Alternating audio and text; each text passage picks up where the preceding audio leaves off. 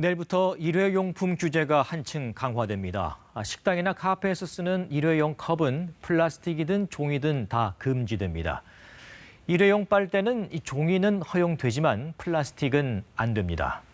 비닐봉투는 그동안 대형 마트에서만 금지돼 왔는데 앞으로는 편의점, 음식점 등에서도 제공할 수가 없습니다. 1년의 계도 기간이 주어지긴 하지만 어느 정도의 불편은 뒤따를 수밖에 없습니다. 우리 사회가 이런 불편을 감수하려는 이유, 생생히 보여주는 곳이 바로 바다입니다. 이 바다 쓰레기의 88.5%가 플라스틱, 일회용품의 종착지가 바로 바다인 셈입니다. 하지만 바다는 육지에 비해 쓰레기를 치우기 어렵고 이 관련 법령도 허술합니다. 김혜주 기자가 현장 취재했습니다. 자연이 빚어낸 천혜의 절경. 한려해상 국립공원은 청정바다의 상징입니다. 그런데 이곳 섬들이 밀려드는 해양 쓰레기로 몸살을 앓고 있다고 하는데요. 어떤 상황인지 직접 가서 확인해 보겠습니다.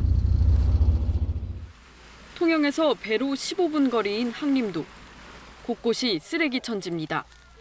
스티로폼 어구에 플라스틱 물병, 라면 봉지까지. 주민들은 손도 못 대고 있습니다.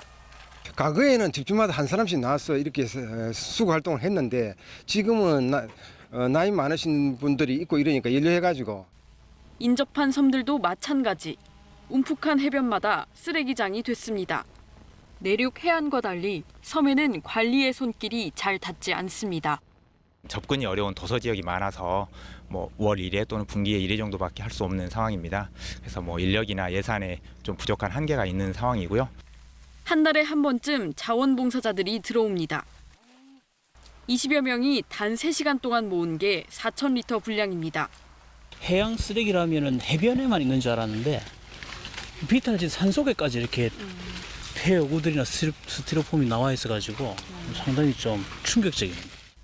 섬에선 소각이나 매립을 못하니 육지로 옮겨야 합니다.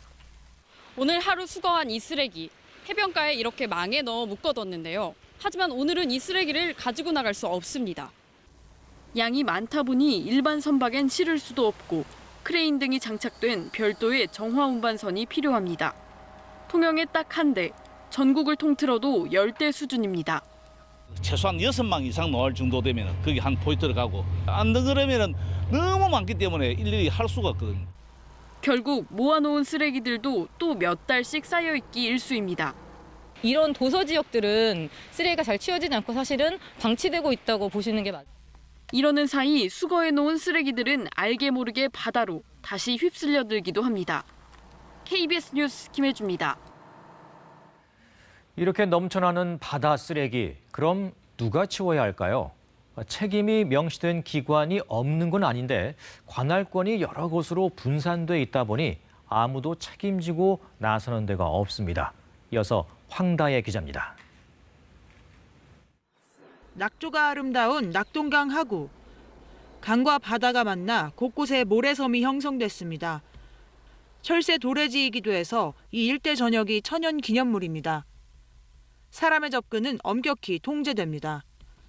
하지만 이렇게 일상에서 쓰는 플라스틱 병과 어업에서 쓰는 염산통, 그리고 출처를 알 수 없는 컨테이너 박스가 방치된 채 녹슬어 있습니다. 곱기만 한 모래밭, 속을 들춰보면 플라스틱 쓰레기가 가득합니다. 돗자리가 여기 있을 이유가 뭘까요? 이거는 아마 그 낙동강 저 이쪽에서 수문이 열릴 때 아마 같이 떠내려온 것 같아요, 보니까. 치우지 못한 쓰레기들이 몇 년씩 방치돼 있다 끝내 인근 바다로 유입되기도 합니다. 그 옆에 배 하나 있죠. 그것도 벌써 한 7년 됐어요. 태풍 오죠. 저 다 날아갑니다. 어디로요? 바다로 다 날아가죠. 이 문제를 처리할 책임은 과연 누구에게 있을까? 강에서 내려온 쓰레기는 환경부, 바다에 떠 있는 건 해수부, 해안으로 떠밀려온 건 지자체가 각각 수거 책임을 집니다. 여기에 낙동강 하구는 천연기념물이라 문화재청과 국토부 관할이기도 합니다. 책임 주체가 여러 곳으로 분산돼 있다는 건 바꿔 말하면 누구 하나 책임지고 나설 곳이 없다는 얘기이기도 합니다.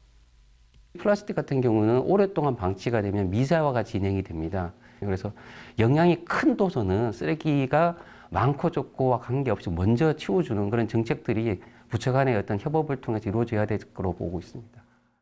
정부도 이런 문제를 알고 지난해 9개 부처가 참여하는 컨트롤타워 해양폐기물관리위원회를 만들었습니다. 하지만 1년 동안 고작 한 번 본회의를 열었을 뿐입니다.